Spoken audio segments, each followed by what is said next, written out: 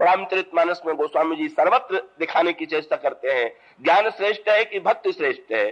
तो क्रम की दृष्टि से गोस्वामी जी परिवर्तन करते रहते हैं। और इसका अर्थ क्या कि वस्तुतः दोनों अगर संयुक्त नहीं होंगे तो जीवन में अपूर्णता रहेगी, अभाव रहेगा। और इसीलिए जैसे दृष्टांत के रूप में यूं कहें, भगवान राम जब प्रकट हुए मनु शत्रुपा के सामने, तो गोस्वामी जी ने मनु शत्रुपा के लिए भी कहा कि ये लोग भी ज्ञान और भक्ति है। पंथ जात सोहमति धीरा, ज्ञान भगत जनु धरे शरीरा। लेकिन वरदान मांगने में बिल्कुल उल्टी बात। भगवान शत्रुपा जी है भक्ति, तो भगवान ने उनसे पूछा मां क्या चाहती है? तो उन्होंने कहा कि महाराज जो वर नाथ चतुर नृप मांगा सोई कृपालु मुझे अति प्रिय लागा। दशरथ महाराज मनु वरदान मांग चुके थे, आप मेरे बेटे बनिए। कौशल शत्रुपा जी से पूछा आप क्या चाहती हैं? महाराज जो वरदान महाराज ने मांगा वो मुझे भी बड़ा अच्छा लगा। तो अच्छा लगा तो आप कुछ और भी चाहती हैं? कहा हाँ महाराज थोड़ा और चाहती हूँ। क्या? बोले महाराज सोई सुख सोई गति सोई भगत सोई निज चरण स्नेह सोई विवेक और सोई रहनि प्रभु हमें कृपा करे देव। आप पुत्र तो बनिए पर कृपा करके ये विवेक अवश्य दे दीजिए कि कहीं आपको मैं सचमुच बेटा ही न समझ बैठूं, ये ज्ञान मुझे बना रहे कि आप ईश्वर हैं। तो कौशल्या जी भक्ति हैं, पर उन्होंने वरदान कौन सा मांगा? विवेक का वरदान मांगा। ये गोस्वामी जी का देखिए क्रम उल्टा हो गया। साधारण लिखने वाला होता तो लिखता कि भक्त ने भक्त वाला वरदान मांगा और ज्ञान ने ज्ञान वाला वरदान मांगा।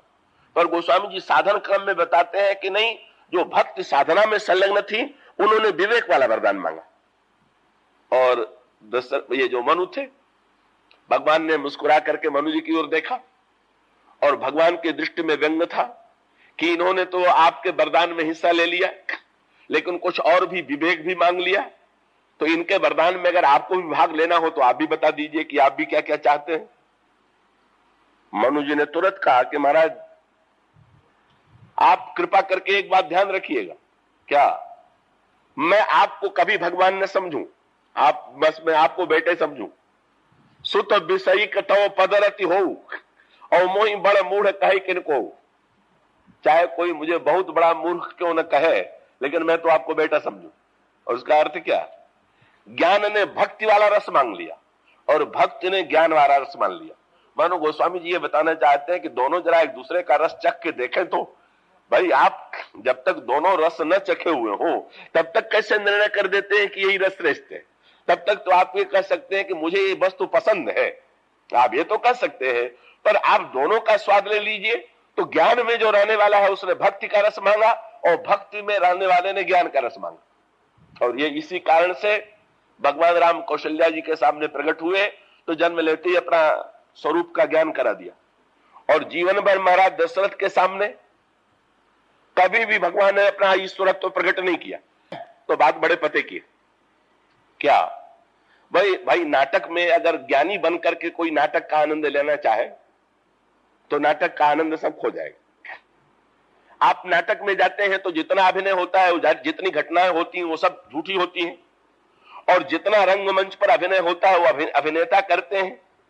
और पूरे नाटक में बैठे बैठे आप आपस में यही कहते रहें कि फलाना अभिनेता है, ये झूठ बोल रहा है, ये झूठी बात है, ये सत्य नहीं है, तो आपका नाटक देखना किस काम का है? तब तो आपको बिल्कुल रस ही नहीं आवेगा। तो इसका अर्थ है नाटक जब आप देखेंगे तो उस समय आप नाटक को हृदय से देखेंगे, मन से देखेंगे तो रस आवेगा, बुद्धि से देखेंगे तो रस नहीं आवेगा। तो आप कहेंगे कि फिर नाटक में तो हृदय की प्रधानता है, पर नहीं, जैसे ही नाटक समाप्त हो अगर बुद्धि में आप नहीं आवेंगे तो अनर्थ हो जाएगा। हाँ, आपने हरिश्चंद्र का नाटक देखा कि हरिश्चंद्र बड़े दानी है, और दूसरे दिन आप हरिश्चंद्र के घर में दान लेने के लिए पहुंच गए कि रात को तो हरिश्चंद्र जी ने विश्वामित्र जी को सारी संपत्ति दे दिया था, मैं भी चल करके 10-20 हजार रुपया ले आऊं, तो क्या होगा? नाटक समाप्त होते ही बुद्धि में चले जाइए कि नाटक देखिए तो हृदय से, और जब नाटक समाप्त हो तो आ जाइए विवेक। और यही सत्य है। भगवान की लीला का रस लेना हो तो भक्त बन जाइए, और भगवान के तत्व में प्रवेश करना हो, जब नाटक सिमटेगा तो नाटक के सिमटने के पश्चात फिर चले जाइए ज्ञान में। इसलिए रामायण में बड़ा सुंदर विनोद आता है कि जब भगवान राम लंका में विजयी हुए तो महाराज श्री दशरथ ने से इंद्र ने कहा कि प्रभु ने रावण का वध कर दिया। पर दशरथ जी का तो इतना वात्सल्य में अभिनय करते करते भाव इतना गहरा हो गया था कि ये भूल गए कि नाटक है। तुरंत इंद्र से बोले, क्या मेरे बेटे ने रावण को मार दिया? उन्होंने हंस करके कहा, भरत तो मैं देखने के लिए जाऊंगा। ये पहुंचे और गोस्वामी जी ने एक सांकेतिक भाषा लिखी कि जब ही लंका के रणांगण में दशरथ जी आए, भगवान राम ने क्या किया। यहां पर एक सूक्ष्म संकेत मैं आपको दे दूं। जब मनु और शत्रुपा के सामने भगवान आए थे, तब भी दो आए थे, और अब भी दशरथ के सामने जब आ रहे हैं, लीला का प्रारंभ हुआ मनु शत्रुपा के प्रसंग से, और लीला की समाप्ति हो रही है। ये लंका के युद्ध में अंतिम बार दशरथ आ रहे हैं, यहीं से समाप्त हो रहा। तो पहली बार आए तो भगवान राम के साथ सीता जी थे, और अब जब आए तो सीता जी तो वहां थी ही, लेकिन गोस्वामी जी ने चतुराई क्या किया। गोस्वामी जी ने कहा कि नहीं, दशरथ जी का स्वागत किसने किया? तो गोस्वामी जी लिखते हैं, तेई अवसर दशरथ तह आए और तनय विलोक नयन जल छाए। तनय विलोक का अर्थ है कि अभी बेटे ही मान रहे हैं, शरीर छूट गया है, स्वर्ग में जा चुके हैं, पर वो नाटक वाला भाव इतना पक्का है कि मेरा बेटा, आंखों में आंसू आ गया। भगवान राम ने लक्ष्मण को बुलाया और अनुज सहित पद बंदन की ना, चलो भाई, दोनों भाई पिताजी के चरणों में प्रणाम करें। तो वहां पर भगवान राम और सीता थे, यहां पर भगवान राम और लक्ष्मण। तो जब लीला का विस्तार करना था तो भगवान राम श्री सीता जी को ले आए, जो श्री सीता जी मूर्तिमती भक्त है। और जब भगवान राम ने लीला को समेटने का निर्णय किया तो वैराग्य रूप लक्ष्मण को लेकर के आए। तो भाई, जो वस्तु फैलाई जाएगी वो तो समेटी अवश्य जाएगी। कथा प्रारंभ की जाती है, कथा कितनी भी सुंदर हो, पर कथा का उपसंहार होगा कि नहीं, कथा का समापन होगा कि नहीं, नाटक कितना भी प्रिय लगे, नाटक समाप्त किया जाएगा कि नहीं। तो भक्त के द्वारा, भावना के द्वारा लीला का विस्तार, पर आज उस लीला विस्तार को समेटने का अवसर आ गया। भगवान राम लक्ष्मण को लेकर के पिताजी के चरणों में प्रणाम करते हैं और साथ साथ कहते हैं, तात सकल तो पुण्य प्रभाव जीते हूं अजय निशाचर राव। आप पिताजी, आपके पुण्य के प्रभाव से रावण मारा गया, बड़े प्रसन्न हुए दशरथ जी। पर भगवान ने सोचा, भाई अब तो नाटक खत्म होना चाहिए, बहुत नाटक हुआ, ये पिता रहे मैं पुत्र रहा, पर अगर अब भी इनके मन में भाव बना रहेगा तो शायद ये कहने लगे कि अब चल करके अयोध्या में राज्याभिषेक भी देख ले। हाँ, इनके अंतःकरण में तो अभिनेता का काम तो जितने देर का है उतने देर करना चाहिए, उसके बाद तो उससे हट ही जाना चाहिए मंच। भगवान राम ने तब क्या किया, मनु तो पहले से ज्ञान थे, भगवान राम है अखंड ज्ञान। क्या हुआ, जब दशरथ जी आए तो भगवान राम ने प्रणाम किया, पर जाते समय बिल्कुल उल्टा हुआ, भगवान राम ने बिल्कुल प्रणाम नहीं किया। तो ये बदलाव कैसे आ गया? गोस्वामी जी ने लिखा, अचानक भगवान राम ने महाराज दशरथ जी की ओर दृष्टि उठा करके देखा और दोनों की आंखें जो ही मिली, रघुपति प्रथम प्रेम अनुमाना चितय पितई दीन्हे दृढ़ ज्ञाना। दशरथ जी को कहा, महाराज हम दोनों अभिनेता थे, आपने कहा मुझसे बेटा बनने के लिए मैं बन गया, पर अब पुनः अपने ज्ञान में चले आइए, अब नाटक आज पर्दा गिरने वाला है, समाप्त होने वाला है। और तुरंत गोस्वामी जी ने लिखा, अब जब जाने लगे तब गोस्वामी जी ने कहा, बार बार करी प्रभु ही प्रणामा दशरथ रस गए सुरधामा। और इसका अर्थ यह है कि वस्तुतः का उन्होंने ज्ञान से प्रारंभ किया था और ज्ञान से प्रारंभ करके भक्ति रस, ज्ञान ने भक्ति का रस पाया और अंत में ज्ञान में एकाकार हो गया।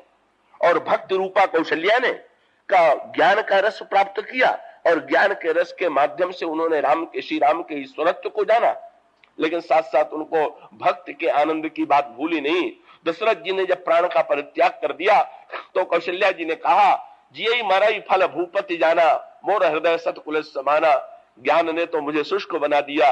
महाराज दशरथ तो इतने भावुक थे कि उन्होंने विरह में प्राण का परित्याग कर दिया, पर मेरा ज्ञान ही बाधक बन गया कि उस ज्ञान के कारण मेरे मन में जो शुष्कता आ गई, उसीलिए तो मैं प्राण के त्याग से वंचित रही।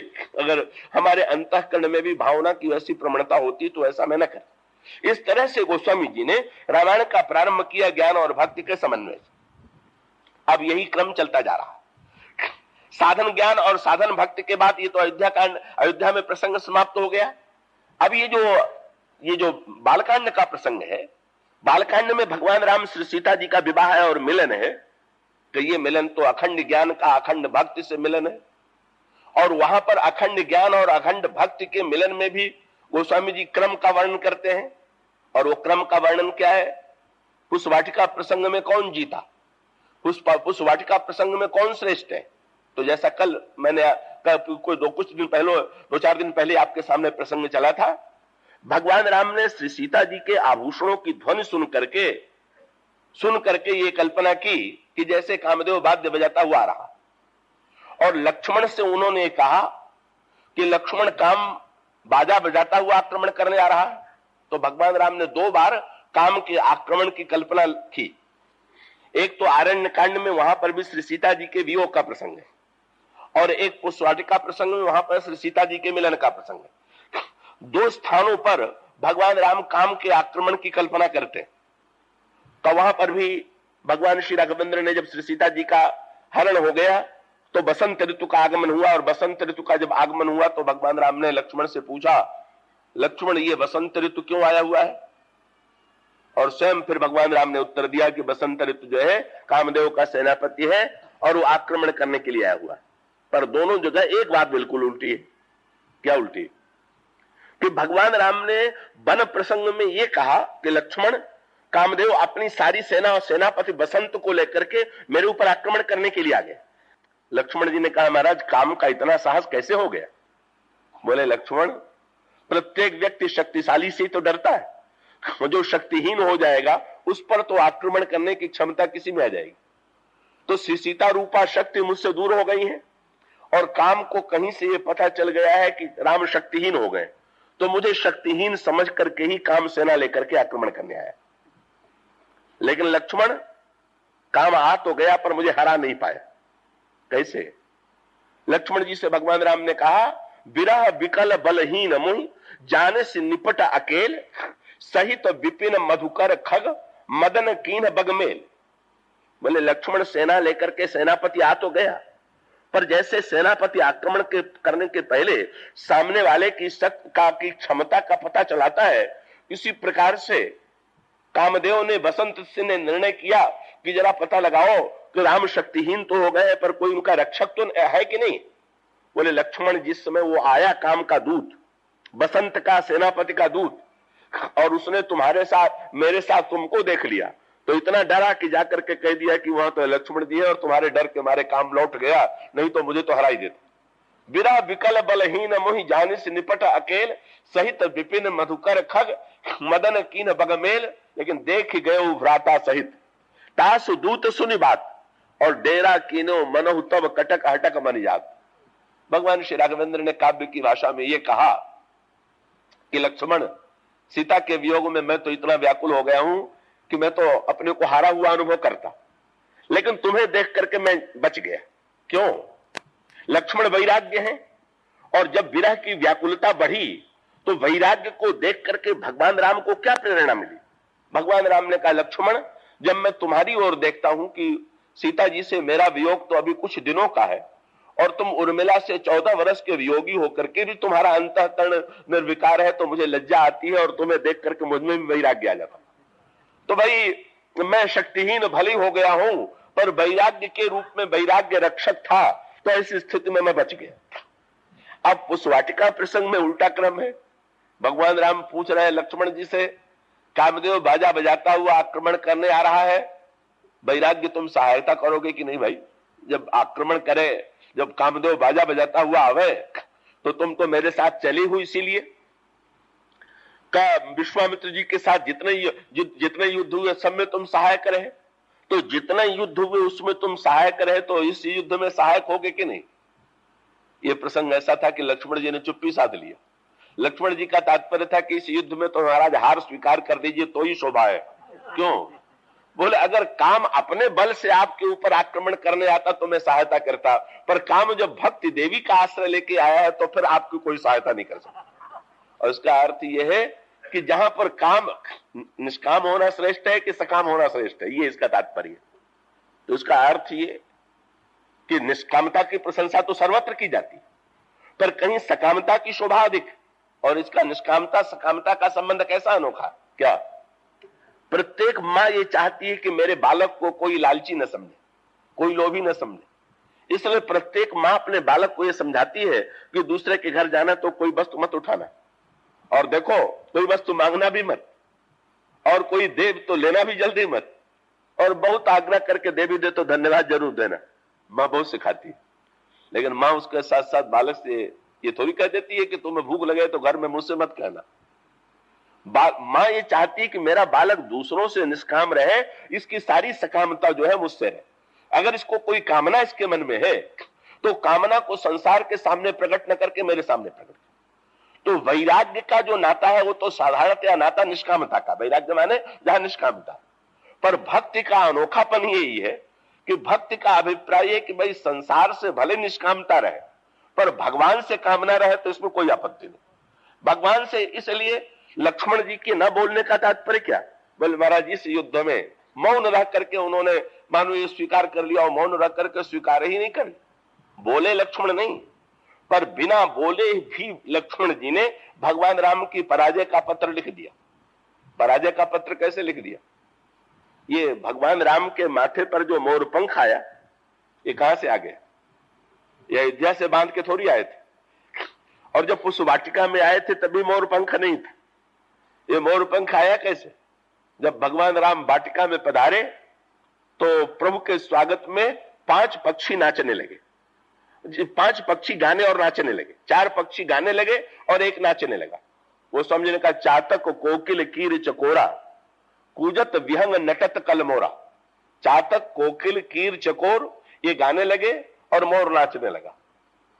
इसका अभिप्राय क्या? सीता जी की वाटिका में पक्षी जरूर है, और इसका तात्विक अर्थ यह हुआ कि भक्ति की वाटिका में अगर पक्षी नहीं होंगे, ये भक्ति की तो वाटिका ही पक्षियों की वाटिका। ये जितने भक्त होते हैं सब पक्षपाती होते हैं। ये रामायण में पक्षी का अर्थ 2 किया गया। निष्पक्ष, बोले भक्त निष्पक्ष नहीं होता। भक्त का लक्षण क्या है? कहा कुसुंडी जी ने, लोमस जी ने इसीलिए तो श्राप दे दिया कुसुंडी जी को कि सठ स्वपक्ष तो हृदय विशाला तो सपदि हो पक्षी चंडाला। तेरे हृदय में पक्षपात है तो जा पक्षी हो जा। तो जो पक्षी नहीं है, इसका अर्थ है प्रत्येक भक्त पक्षी होता है। और वो पक्षी कौन सा होता है? बोले 5 पक्षी हो सकता है।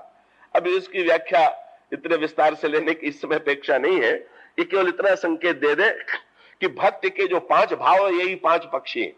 दास्य, सख्य, वात्सल्य, श्रृंगार और शांत। कुछ लोग ये मानते हैं भगवान मेरे स्वामी हैं, मैं भगवान का सेवक। कुछ लोग मानते हैं भगवान मेरे मित्र हैं, मैं भगवान का मित्र हूं। कुछ लोग ये मानते हैं भगवान मेरी आत्मा है, मैं भगवान से अभिन्न हूं। और कुछ लोग ये मानते हैं भगवान मेरे पुत्र है, मैं भगवान का, अथवा मैं भगवान का पुत्र हूं। और 5वां मानते हैं भगवान हमारे प्रियतम है और हम उनकी प्रियतमा। इस तरह से ये 5 भक्ति के भाव माने जाते हैं। तो जब भगवान वाटिका में जाते हैं तो 5 पक्षियों के द्वारा स्वागत होता है। ये पंचरस जो है इसकी पूर्ण अभिव्यक्ति जो है जनकपुर में हो गई। यहाँ दास्य भी है, सख्य भी है, वात्सल्य भी है, शांत भी है, श्रृंगार भी। अगर आप विस्तार से देखेंगे तो सारे भाव आप पाएंगे। उसमें हुआ क्या कि भगवान राम को देख करके 4 पक्षी तो गाने लगे, पर इसमें सबसे श्रेष्ठ बाजी कौन ले गया? बात यह, विवाह का प्रसंग मुख्य रूप से श्रृंगार का प्रसंग है ना। तो ये श्रृंगार का मुख्य प्रतीक पक्ष जो था ये मोर था। ये चातक, कोकिल, कीर, चकोर आदि अन्य भावों के पक्ष, अन्य भावों के प्रतीक हैं, और मोर जो है वो शुद्ध श्रृंगार का प्रतीक। तो मोर जो है आनंद में थिरकने लगा, नाचने लगा। और मोर जब नाचने लगा तो मोर का पंख गिर पड़ा, और जो ही मोर का पंख गिरा लक्ष्मण जी ने उसे उठा लिया। संकेत क्या था? भगवान पक्षधर बनते हैं कि नहीं बनते? भगवान पक्षधर बनते हैं, लेकिन पक्षधर मोर के क्यों बने? बोले मोर ने जब अपने पक्ष का त्याग किया तो पक्षधर बने। इसी प्रकार से जो जीव अपने पक्ष का स्वयं त्याग करता है तब भगवान पक्ष लेते हैं, और जो स्वयं अपना पक्ष लेते रहते हैं ईश्वर कहता है इनके पक्ष की कोई आवश्यकता नहीं, ये तो स्वयं ही बेचारे अपने पक्ष को पकड़े बैठे। जो ये कह दे कि सब है विपक्ष, को पक्ष न हमारो गहे, मोर पक्षवारो तू ही मोर पक्षवारो। तो मोर जो है वो नाचता है, और लक्ष्मण जी उस पक्ष को उठा लेते हैं। और उसके साथ साथ भगवान राम जब वाटिका में फूल चुन रहे थे तो लक्ष्मण जी भी पीछे पीछे चल रहे थे, पर लक्ष्मण जी फूल न चुन करके कलियां चुन रहे थे। ये गोस्वामी ने लिखा इसका आगे चलकर पता चलता है। और भगवान राम ने श्री सीता जी को देख करके जब अपनी हृदय की दशा का वर्णन किया तो लक्ष्मण जी बोले तो नहीं, पर भगवान राम से यह संकेत अवश्य किया कि जरा लता कुंज में चल के विश्राम तो कर लीजिए। लक्ष्मण जी को लगा क्या कि वास्तविक विवाह तो आज ही हो रहा है, जनक जी के मंडप में चाहे जब विवाह हो, कन्यादान का विवाह चाहे जब हो, लेकिन ये वास्तविक जो श्रृंगार का दिव्य मिलन है वो तो आज हो रहा है, जहां श्री सीता जी प्रभु के प्रति अनुराग युक्त है, प्रभु श्री सीता जी के प्रति अनुराग युक्त है। और लक्ष्मण जी को क्या लगा कि आज दूल्हा भगवान राम दूल्हे के रूप में है, पर दूल्हे के सिर पर मोर तो चाहिए, और दूल्हा बिना मोर के भगवान राम फूल चुनने के लिए चले आए हैं जो के तो लक्ष्मण जी ने क्या निर्णय किया कि नहीं, आज प्रभु के माथे पर मोर का निर्माण मैं करूंगा। और मोर का निर्माण माने जब भगवान राम फूल चुन रहे थे, भगवान राम ने कलियों को छोड़ दिया तो कलियां उदास हो गईं कि प्रभु आए भी तो जो विकसित थे उन्हीं को प्रभु ने स्वीकार किया, हमारा हृदय तो विकसित नहीं था, इसलिए प्रभु ने भी त्याग कर दिया। लक्ष्मण जी ने मुस्कुरा करके उन्हीं को ले लिया, बोले नहीं, तुम्हारे हृदय में इतनी प्रीति छिपी हुई है तो वो जो खिले हुए फूल हैं वो तो किसी मूर्ति पर चढ़ेंगे, पर हम तुम्हें तो प्रभु के माथे पर चढ़ा देंगे, तुम्हें तो हम प्रभु के मस्तक पर पहुंचा देंगे। और यही किया इन्होंने, लता कुंज में प्रभु को ले गए और वही पुष्प की कलियों से तो प्रभु के माथे पर श्रृंगार कर दिया और बीच में मोर पक्ष लगा दिया। मानो ये क्या था, मानो ये पराजय पत्र भी था भक्ति देवी के समक्ष। बोले आपके वाटिका का मोर और आपके वाटिका का सुमन, बस ये दो सुमन शब्द भी सांकेतिक है, बस यही तो इनको प्रिय है। ये आपको इसको सिर माथे पर धारण करके, वो स्वामी ने कहा मोर पंख सिर सोहत नीके, गुच्छ बीच बीच कुसुम कलीके, भाल तिलक श्रम बिंदु सुहाए, सखी कहती है सुमन समेत बाम कर दोना, सांवर कुंवर सखी सुठी लोना। लक्ष्मण जी का प्रतीकात्मक तात्पर्य यह था कि नहीं प्रभु, विजय की अपेक्षा नहीं है, भक्ति के समक्ष वैराग्य की अपेक्षा नहीं है, वैराग्य तो विषयों से चाहिए। और जहां पर भक्ति देवी के आश्रय का संबंध है वहां पर तो आप पक्षपात स्वीकार कर ले, जीव के सुंदर मन को स्वीकार कर ले, जिनके हृदय की कलियां, जिनके हृदय के भाव गुप्त हैं, उनको आप सिर माथे पर चढ़ा ले। और भगवान श्री राघवेंद्र का मानो ज्ञान ने भक्ति का दिव्य रस स्वीकार कर लिया, ज्ञान ने भक्ति का दिव्य विजय स्वीकार कर लिया। और दिव्य विजय स्वीकार करने के पश्चात उधर श्री सीता जी पार्वती जी के मंदिर में जा रही है, पार्वती मूर्तिमती श्रद्धा, और उनसे जाकर के वरदान मांग रही। और जब वरदान मांगती हैं तो वरदान देती हैं, मन जाहि राचहु मिली ही सोबर, सहज सुंदर सांवरो। लेकिन कौन सा गुण प्रकट होगा? करुणा निधान। बस ये मूल सूत्र दे दिया, का नाम दे दिया। बोले आपके और प्रभु के बीच में जो नाम रहेगा वो और कोई नाम नहीं। जीव को करुणा की आवश्यकता है और भक्ति करुणा की सृष्टि करें, इसलिए करुणा निधान सुजान शील स्नेह जानत रावरो। करुणामयी श्री सीता, भक्तिमयी श्री सीता ज्ञान में करुणा की सृष्टि करके संसार के लिए कल्याण की सृष्टि करती है। तो श्री सीता और भगवान श्री राम के विवाह को एक दृष्टि से यदि देखें तो भक्ति और ज्ञान के मिलन के रूप में भी देख सकते हैं। ये भक्ति और ज्ञान का परिणय है।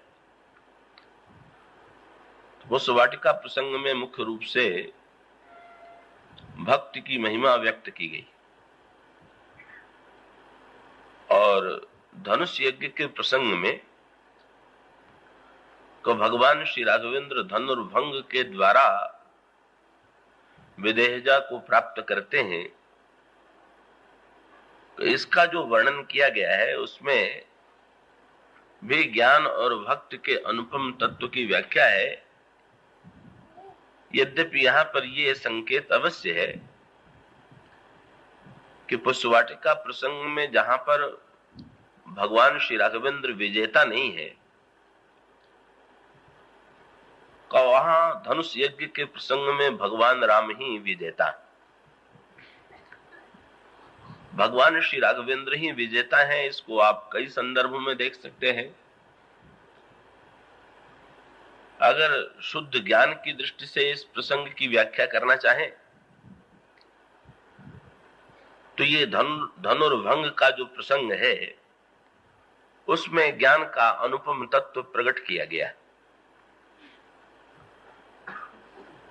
गोस्वामी जी ने एक संकेत तो यही किया कि जब तक कि लक्ष्मण जी और गुरु विश्वामित्र इन दो ने प्रेरणा नहीं दी, तब तक भगवान श्री राघवेंद्र सक्रिय धनुष तोड़ने के लिए प्रस्तुत नहीं हुए।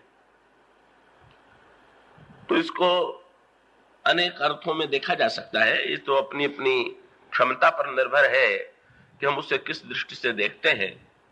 पर यदि हम शुद्ध भगवान श्री राघवेंद्र को अखंड ज्ञान घन के रूप में देखें तो वस्तुतः ये लक्ष्मण और विश्वामित्र, ये इनके बिना भगवान श्री राघवेंद्र का सक्रिय न होना सिद्ध क्या करता है?